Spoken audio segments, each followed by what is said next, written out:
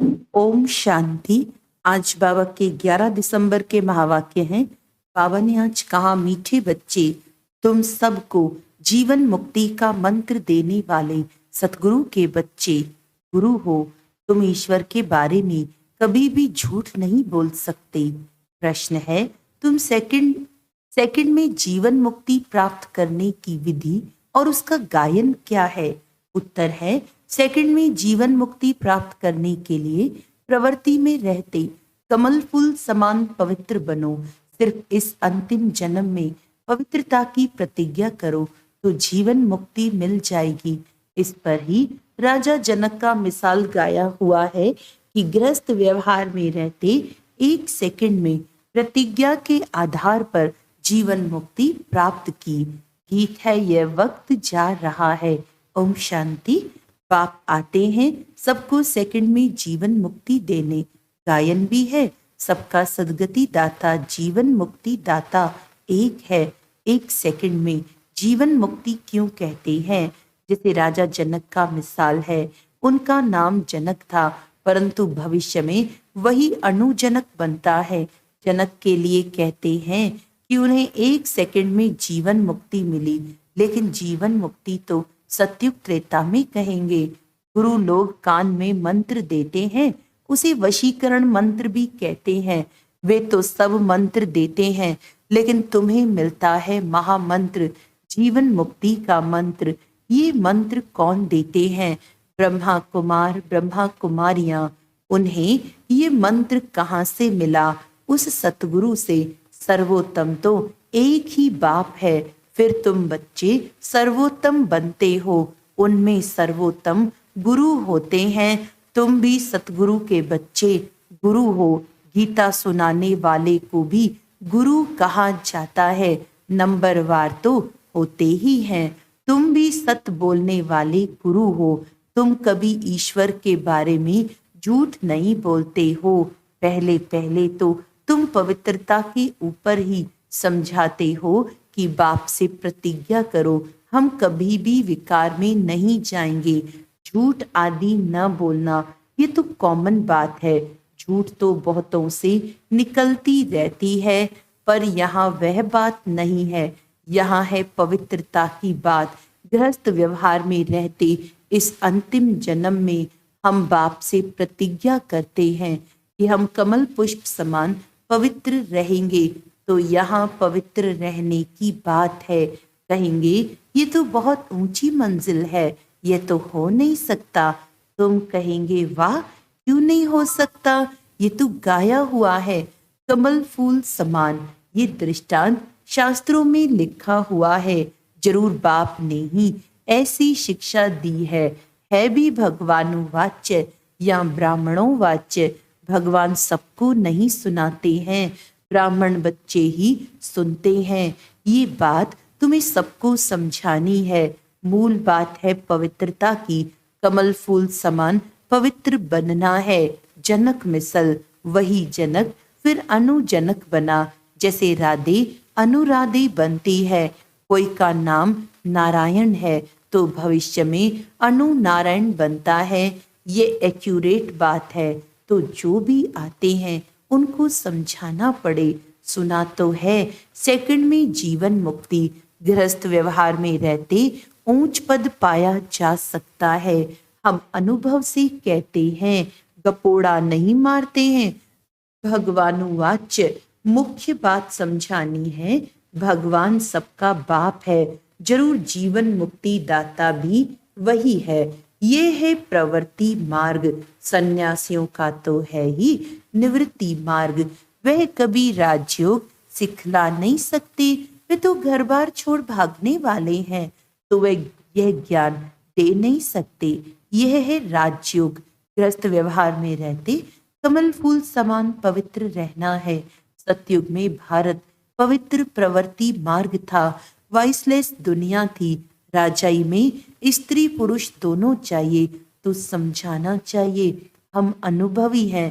गृहस्थ व्यवहार में रहते कमल फूल समान पवित्र रह सकते हैं। हम जानते हैं कि पवित्र बन बाप द्वारा पवित्र दुनिया के मालिक बनते हैं। पवित्र प्रवृत्ति मार्ग था, अब तो अपवित्र प्रवृत्ति मार्ग है। ये दुनिया ही भ्रष्टाचारी है, ये श्रेष्ठाचारी दुनिया थी। रावण भ्रष्टाचारी बनाते हैं, राम श्रेष्ठाचारी बनाते हैं। आधा कल्प रावण राज्य चलता है। भ्रष्टाचारी दुनिया में भक्ति मार्ग है, दान पुण्य आदि करते रहते हैं क्योंकि भ्रष्टाचार है। समझते हैं मनुष्य जितना भक्ति दान पुण्य करेंगे तो फिर भगवान मिलेगा। भगवान की भक्ति करते हैं, कहते हैं कि आकर हमको श्रेष्ठ बनाओ। भारत श्रेष्ठाचारी था, अभी नहीं है। भ्रष्टाचारी ही श्रेष्ठाचारी बनते हैं। भारत की नई रचना की कहानी कोई जानते ही नहीं। चित्रों के द्वारा अच्छी तरह समझाया जा सकता है। ऐसे ऐसे चित्र बनाने पड़ेंगे। हर एक सेंटर पर प्रदर्शनी के चित्र होने चाहिए। बाबा डायरेक्शन देते हैं, भले लिख दे कि चित्र हमारे पास नहीं है तो बाबा डायरेक्शन देंगे, ये बनाओ, फिर सबको भेजो तो सबके पास प्रदर्शनी हो जाएगी। ये चित्र बहुत अर्थ सहित हैं। पहले पहले ये बुद्धि में आना चाहिए कि हम बाप के बच्चे हैं। भगवान है स्वर्ग रचने वाला, नरक का रचयिता है रावण। गोले के ऊपर 10 सिर वाले रावण का चित्र बना दो। स्वर्ग के गोले पर चतुर्भुज लिख भी सकते हैं। ये राम राज्य, ये रावण राज्य। इस समय रावण सर्वव्यापी है, वहां हम राम सर्वव्यापी तो नहीं कह सकेंगे। गाया भी जाता है, आत्मा परमात्मा अलग रहे बहुकाल। फिर सुंदर मेला कर दिया, जब सतगुरु मिला दलाल तो जरूर वह आएगा ना। ये हिसाब कोई भी जानते नहीं है। पहले पहले अलग हुई हैं देवी देवताओं की आत्माएं, ये नॉलेज है, कोई को भी समझाना है। आत्माओं का बाप तो है ना। अब हे आत्मा, अपने परमपिता परमात्मा का ऑक्यूपेशन बताओ। क्या नहीं जानती हो?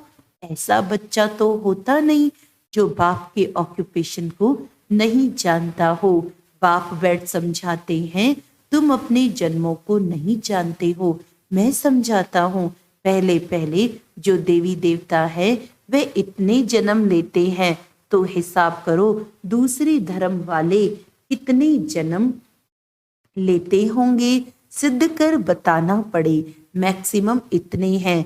झाड़ वृद्धि को पाता रहता है। पहले पहले देवी देवता थे, उन्हों के ही 84 जन्म कहे जाते हैं।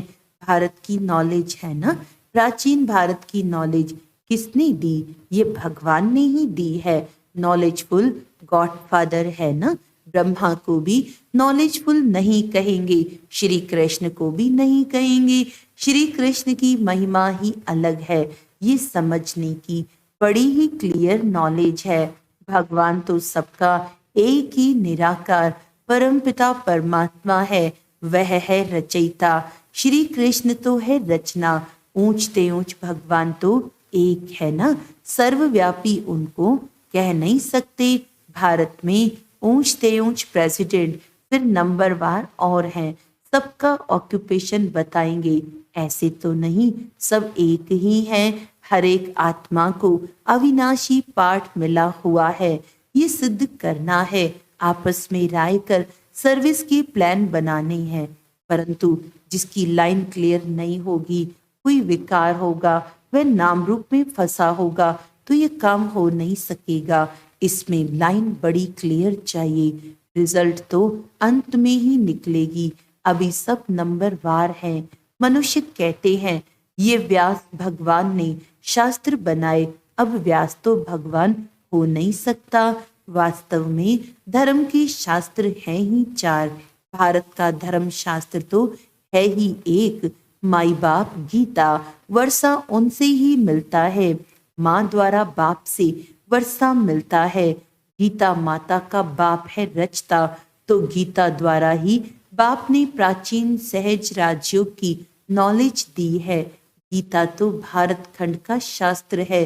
फिर इस्लामी का धर्म शास्त्र अपना है, बुद्ध का अपना है, क्रिश्चियन का अपना है।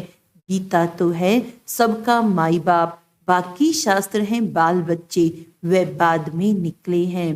बाकी इतने वेद उपनिषद आदि ये सब किस धर्म के हैं, ये मालूम तो होना चाहिए कि किसने उच्चारे, उससे कौन सा धर्म निकला। कोई धर्म तो है नहीं, पहले तो सिद्ध करना है कि गीता खंडन की हुई है। बाप के बदले बच्चे का नाम दे दिया है। जीवन चरित्र तो सबका अलग अलग है। बाप कहते हैं सर्व धर्मानि परित्यज्य मामेकम याद करो। परमात्मा आत्माओं को कहते हैं तुम अशरीरी बनो, मेरे को याद करो। अशरीरी बाप ही ये कह सकते हैं, सन्यासी तो कह नहीं सकते। ये गीता के अक्षर है। सब धर्म वालों को कहते हैं अशरीरी भव।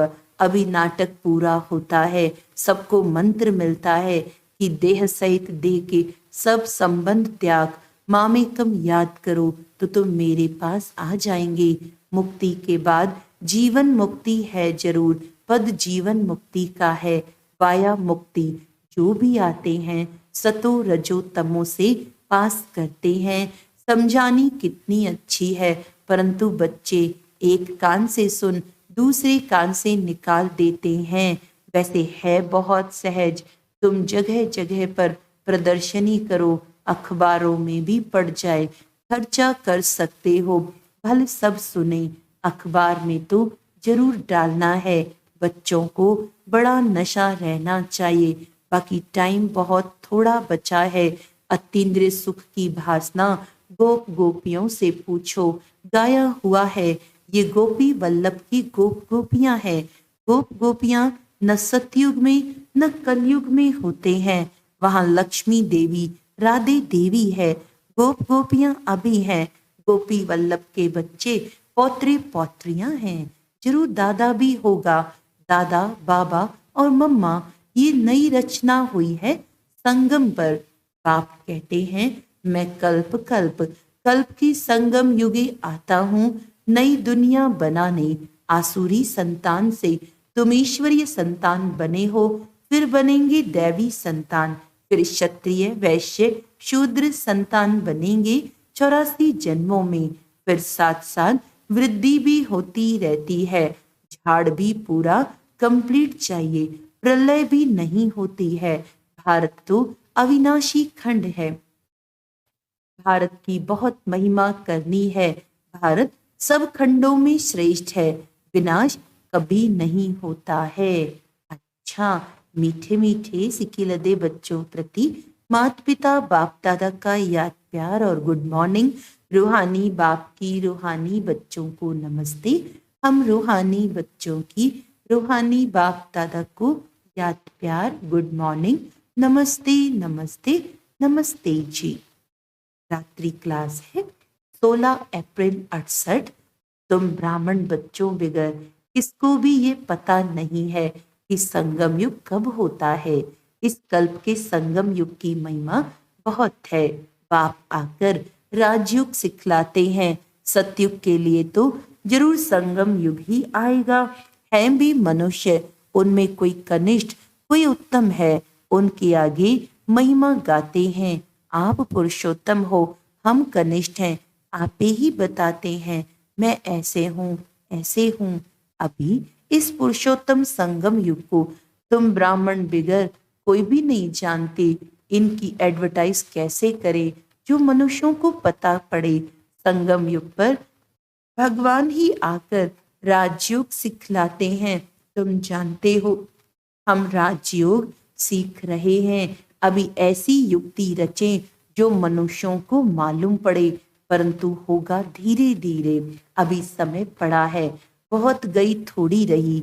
हम कहते हैं तो मनुष्य जल्दी पुरुषार्थ करे, नहीं तो ज्ञान सेकंड में मिलता है, जिससे तुम उसी समय सेकंड में जीवन मुक्ति पा लेंगे।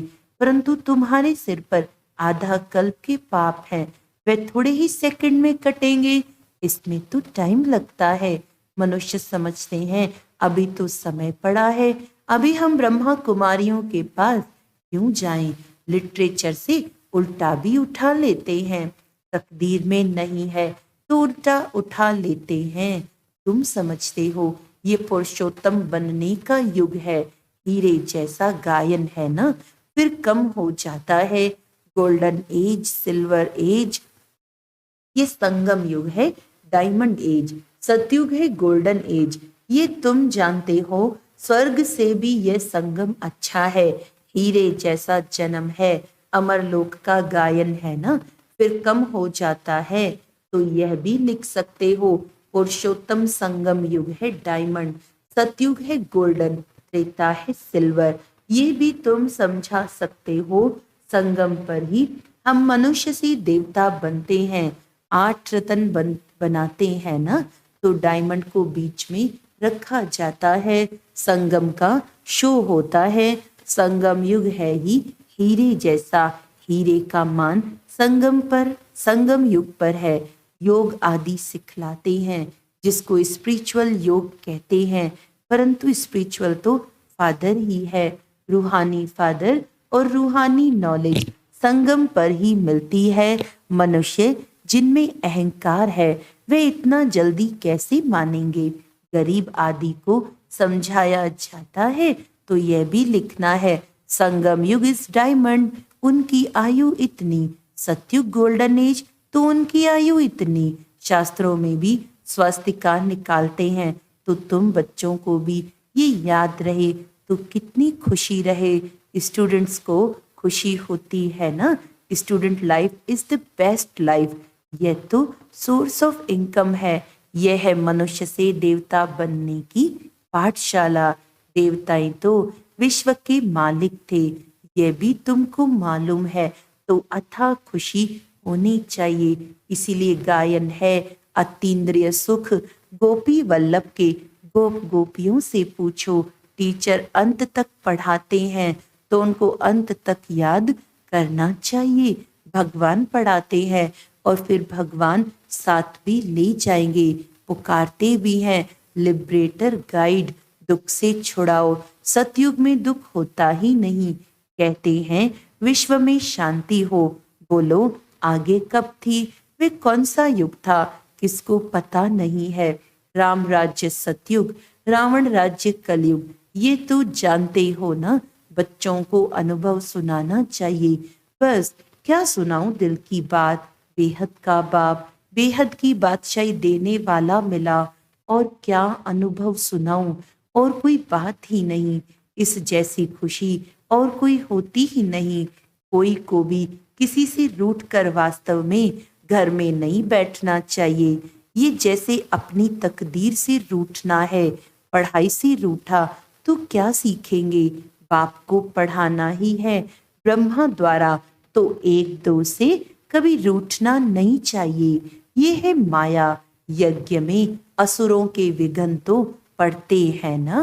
अच्छा, मीठे मीठे रूहानी बच्चों प्रति रूहानी बाप व दादा का याद प्यार गुड नाइट। रूहानी बच्चों को रूहानी बाप की नमस्ते। हम रूहानी बच्चों की रूहानी बाप को नमस्ते। अच्छा, धारणा के लिए मुख्य सार है, बाप जो सुनाते हैं वे एक कान से सुन दूसरे से निकालना नहीं है। ज्ञान के नशे में रह अतीन्द्रिय सुख का अनुभव करना है। सभी को सेकंड में मुक्ति, जीवन मुक्ति का अधिकार देने के लिए यही महामंत्र सुनाना है कि देह सहित देह के सब संबंधों को त्याग, बाप को याद करो। वरदान है, क्लियर बुद्धि द्वारा हर बात को परख कर यथार्थ निर्णय करने वाले सफलता मूर्त भव। जितनी बुद्धि क्लियर है उतनी परखने की शक्ति प्राप्त होती है। ज्यादा बातें सोचने की बजाय एक बाप की याद में रहो, बाप से क्लियर रहो, तो हर बात को सहज ही परख कर यथार्थ निर्णय कर सकेंगे।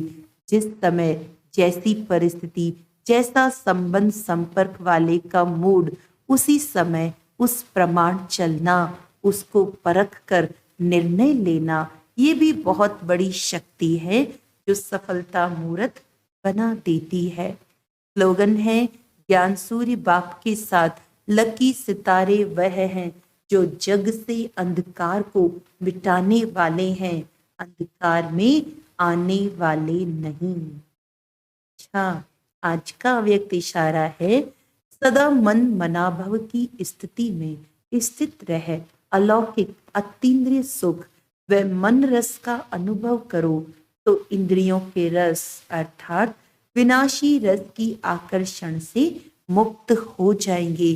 जो पुरानी दुनिया की कोई भी वस्तु या इंद्रियों के रस में फंसे हुए रहते हैं, वे मन रस का अनुभव नहीं कर सकते, इसीलिए इससे मुक्त बनो। अच्छा, ओम शांति।